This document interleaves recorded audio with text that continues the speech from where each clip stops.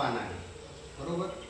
त्या सागाच्या पानाचा काही भाग आपण जर काय करायचं आहे, हातावरती घ्यायचा आहे आणि तुम्ही प्रत्येकाने काय करायचं आहे, तुमच्या हातावरती काय करायचं, त्याला घासायचे, चोळायचे.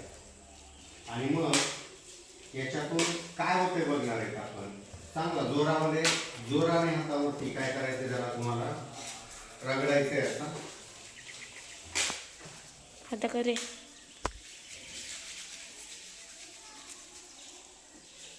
रस निघेपर्यंत हे करायचं.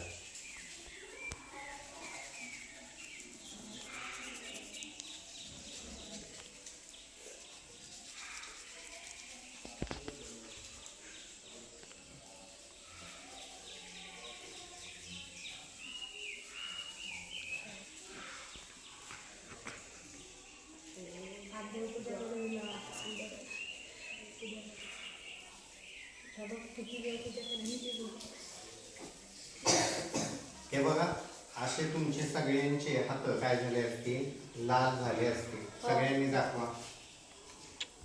छान झालेत ना. तर बघा, हे असं का होतं माहिती आहे तुम्हाला. मला गेल्या वर्षीच्या मुलांनी काय सांगितलं होतं माहिती आहे. ती मुलं मला म्हणाली, सर मुघलांच्या काळात मुघल लोकांनी काय केलं, आपल्या हिंदूंच्या गाया मारल्या आणि त्याचं रक्त याच्यावरती उडलं, म्हणून आजही ही पानं काय होतात, हातावरती चोळल्यानंतर लाल होतात. तर त्याचं उत्तर तसं नाही आहे. लक्षात ठेवा, ही जी पानं असतात ना, कोवळी पानं, त्या कोवळ्या पानामध्ये एक पदार्थ असतो ज्याचं नाव आहे अँथ्राक्युनन.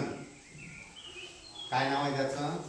अँथ्राक्युनन नावाचा एक याच्यामध्ये पदार्थ असतो, घटक असतो. ज्यावेळेस आपण याला हातावरती चोळतो त्यावेळेस त्याच्यातील रसाद्वारे तो बाहेर येतो आणि तो रस हाताला लागल्यानंतर तो घटक सुद्धा अँथ्राक्युनन हाताला लागतो आणि त्याची हवेतील ऑक्सिजन बरोबर काय होते, अभिक्रिया होते आणि त्याच्यातून काय होतो, आपल्या हातावरती मरून कलर, काय मरून कलर असा लालसर रंग आपल्या हातावरती येतो.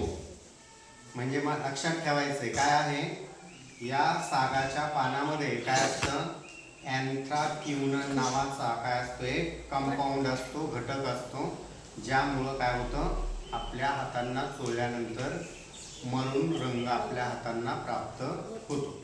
समजलं?